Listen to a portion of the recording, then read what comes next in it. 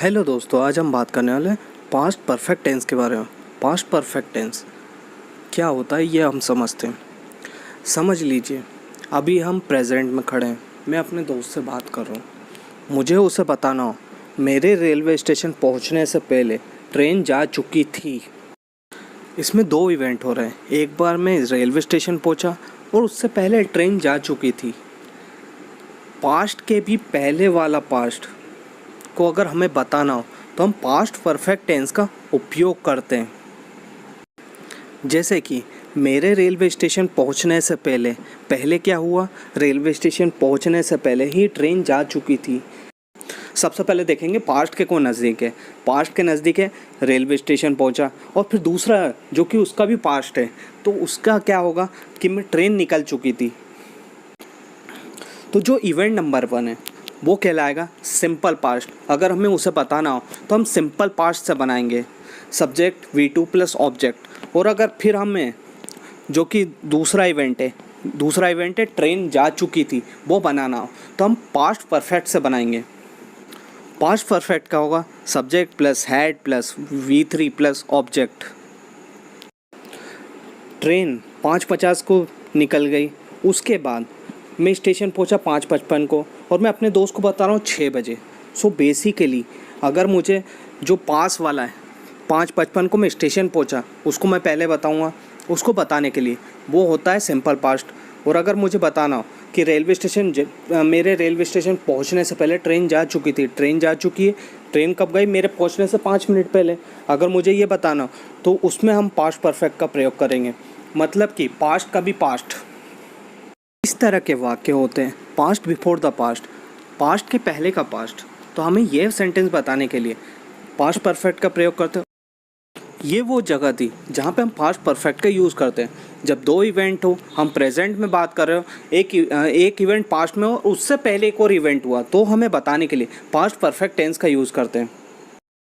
Past perfect tense में मुख्य क्रिया के साथ चुका था, चुकी थी, चुके थे, लिया था, दिया था, ली थी, दी थी, की थी का आदि का प्रयोग होता है। हम पास्ट परफेक्ट टेंस का तब यूज़ करते हैं जब हमें बताना हो कि कोई काम हो चुका था। जैसे कि राम खेल चुका था, सीता गा चुकी थी, मैंने नई कार ली थी। इस तरीके के जितने वाक्य जिनके आखिरी में चुका था, चुकी थी, चुके थे, लिया था, दिया था, ली थी, दी थी, की थी का प्रयोग होता है, वो सभी पास्ट परफेक्ट टेंस के अंतर्गत आ जाते हैं। अब हम बात करते हैं सकारात्मक वाक्य यानी कि पॉजिटिव सेंटेंस की। सकारात्मक वाक्य यानी अफर्मेटिव सेंटेंस वो सेंटेंस होता है जिसमें नहीं और क्वेश्चन मार्क का प्रयोग नहीं होता है। ये बिल्कुल इनका सेंस बिल्कुल पॉजिटिव होता है, कहने का अंदाज बिल्कुल पॉजिटिव सकारात्मक होता है। इसका रूल होता है subject plus had plus verb का third form plus object. Subject में आ जाता है he, she, it, Ram, Shyam, Sita, Gita वगैरह वगैरह, ये सब सब्जेक्ट में आ जाते हैं। इसमें जैसे प्रेजेंट परफेक्ट में हैज़ हैव का प्रयोग होता था वैसे ही इसमें हैड का प्रयोग होगा। इसमें सिंगुलर और प्लूरल दोनों के साथ हैड का प्रयोग होगा, फिर वर्ब का थर्ड फॉर्म और फिर ऑब्जेक्ट। अब एग्जाम्पल से समझिए अफर्मेटिव सेंटेंस क्या होते हैं। पहला एग्जाम्पल, राम स्कूल जा चुका था, तो इसका होगा Ram had gone to school. इसमें सब्जेक्ट था राम, इसके बाद हेल्पिंग वर्ब हैड का प्रयोग होगा, फिर प्रयोग होगा गॉन का जो कि गो का थर्ड फॉर्म होता है। जैसे कि जाना का हो जाता है गो और फिर उसका third form go, went, gone, तो थर्ड फॉर्म उसका गॉन हो जाएगा। फिर टू प्रीपोजिशन और अदर वर्ड में स्कूल आ जाएगा। Ram had gone to school. फिर सेकंड एग्जांपल देखते हैं, मैंने खेल लिया था, आई हैड प्लेड। इसमें सब्जेक्ट हो जाएगा मैंने यानी आई, फिर उसके बाद खेलना यानी कि प्ले का थर्ड फॉर्म हो जाता है प्लेड, आई हैड प्लेड। फिर तीसरा एग्जांपल हो जाएगा हमने फिल्म देखी थी। इसका हो जाएगा we had seen the film. इसमें हमने का हो जाएगा सब्जेक्ट जो है उसका हो जाएगा वी, फिर उसके बाद फिल्म देखी। देखी मतलब कि ये क्रिया हो जाती, क्रिया देखना का क्या हो जाता है सी, और सी का थर्ड फॉर्म हो जाता है seen. We had seen the film. अब बात करते हैं नेगेटिव सेंटेंस यानी नकारात्मक वाक्य। नकारात्मक वाक्य वो होते हैं जिनका सेंस बिल्कुल नेगेटिव होता है। कहने का अंदाज बिल्कुल नकारात्मक होता है, बिल्कुल नेगेटिव होता है। इसका स्ट्रक्चर कुछ इस प्रकार से है, सबसे पहले सब्जेक्ट, फिर हैड, फिर नॉट का प्रयोग, और फिर उसका वर्ब का थर्ड फॉर्म, और फिर ऑब्जेक्ट। सीधा पॉजिटिव सेंटेंस है, सिवाय इसके हैड के बाद नॉट का प्रयोग होगा। अब एग्जाम्पल से समझते हैं। राम स्कूल नहीं गया था, Ram had not gone to school. मैंने नहीं खेला था, आई हैड नॉट प्लेड। हमने फिल्म नहीं देखी थी, we had not seen the film. अब बात करते हैं इंट्रोगेटिव सेंटेंस, यानी कि प्रश्नवाचक वाक्य, वो वाक्य जिनमें प्रश्न पूछे जाते हैं। अगर हमें किसी से प्रश्न पूछना होता है तो इन्हीं प्रश्नवाचक वाक्यों का उपयोग करते हैं। इसका स्ट्रक्चर होगा सबसे पहले WH फैमिली का प्रयोग, फिर हैड का प्रयोग, फिर सब्जेक्ट का प्रयोग, और फिर वर्ब का थर्ड फॉर्म, और फिर ऑब्जेक्ट। हमने आपको पुराने वीडियो में समझाया था कि WH फैमिली का प्रयोग जब करते हैं जब कोई स्पेसिफिक टाइप का क्वेश्चन हो।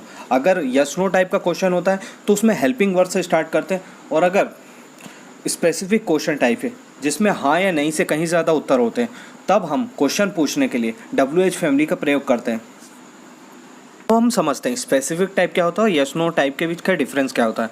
क्या आपने देखा था, इसका उत्तर हाँ या नहीं होगा। और दूसरा क्वेश्चन है आपने क्या देखा था, व्हाट हैड यू सीन।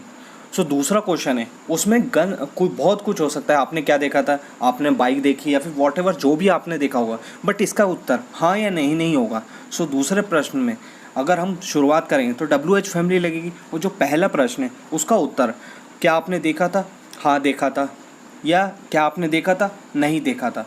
तो ये यस नो टाइप क्वेश्चन है, इसमें WH फैमिली से प्रयोग नहीं होता, इसमें हेल्पिंग वर्ब हैड से शुरू होगा। चलिए अब इंट्रोगेटिव सेंटेंस के उदाहरण देते हैं। क्या राम स्कूल गया था, had Ram gone to school.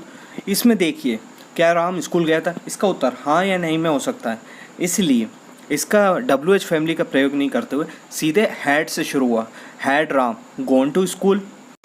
वैसे ही क्या वो खेल चुका था, हैड ही प्लेड। लक्ष्मण क्यों आया था, वाई हैड लक्ष्मण कम। अब बात करते हैं नेगेटिव इंट्रोगेटिव वाक्यों की। नकारात्मक प्रश्नवाचक वाक्य, ऐसे वाक्य जिनमें नकारात्मक तरीके से प्रश्न पूछे जाते हैं, जिनका सेंस बिल्कुल क्वेश्चन पूछने वाला भी होता है और बिल्कुल नकारात्मक भी होता है। बिल्कुल नेगेटिव तरीके से प्रश्न पूछने वाले वाक्यों को नेगेटिव इंट्रोगेटिव वाक्य कहते हैं।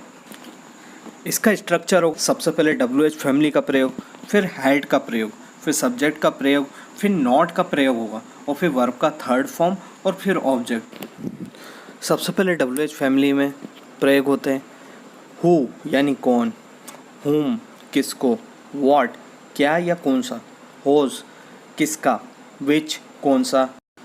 इस तरीके के जितने भी वर्ड होते हैं WH फैमिली में प्रयोग होते हैं।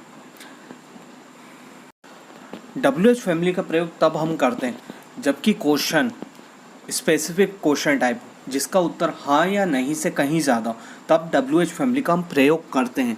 समझ में आया। फिर इसके बाद हैड का प्रयोग होता है। हैड पास्ट परफेक्ट की पहचान ही होती है। जहाँ भी आपको हैड दिखे समझ जाना कि वो पास्ट परफेक्ट का सेंटेंस है। फिर इसके बाद सब्जेक्ट यानी राम श्याम सीता गीता वगैरह वगैरह। फिर इसके बाद नॉट का प्रयोग होता है क्योंकि इंट्रोगेटिव नेगेटिव वाक्य है। वर्ब के बेसिकली 3 फॉर्म होते हैं। पहला होता है फर्स्ट फॉर्म, सेकंड फॉर्म और फिर थर्ड फॉर्म। जैसे हो जाएगा गो, वेंट, गॉन। वर्ब का पहला फॉर्म हो जाएगा गो, फिर उसका सेकंड फॉर्म हो जाएगा वेंट, और थर्ड फॉर्म हो जाएगा गॉन। सो वर्ब का थर्ड फॉर्म लगेगा। फिर उसके बाद प्रयोग होता है ऑब्जेक्ट या फिर अदर वर्ड का। अब उदाहरण से समझते हैं। क्या राम घूमने नहीं गया था, had Ram not gone for a walk. इसमें ये यस नो टाइप क्वेश्चन है, तो इसमें हैड से शुरुआत हुई, सब्जेक्ट हमारा राम है, फिर वर्ब का third form go, went, gone.